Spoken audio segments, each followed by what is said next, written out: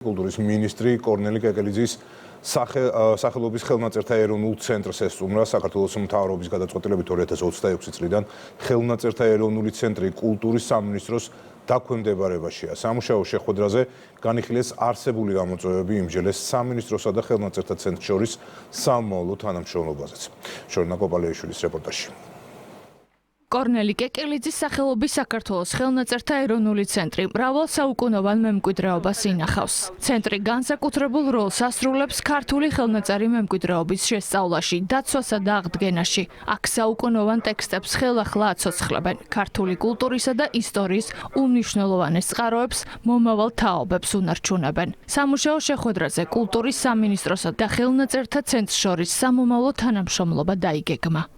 გაგვაცნეს ფონდების მდგომარეობა, რეალური ინფრასტრუქტურული მდგომარეობა, ვისაუბრეთ სხვადასხვა ტიპის პროექტებზე, რაც ხორციელდება ამ ცენტრის მიერ.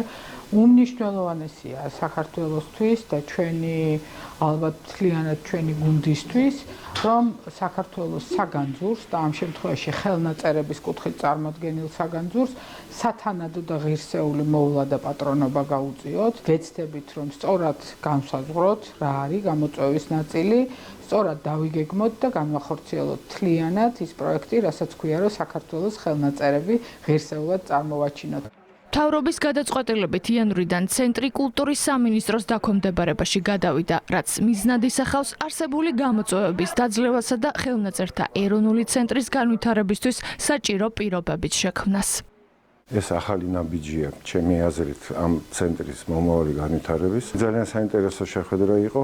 აღფრთოვანდა მინისტრი, როდესაც გაიცნო ის განძი, ის უნიკალური კოლექციები, რომელიც ინახება ჩვენს ცენტრში. ცხადია, ახალი პერსპექტივები დაისახა და ჩვენ იმედი გვაქვს, რომ განხორციელდება.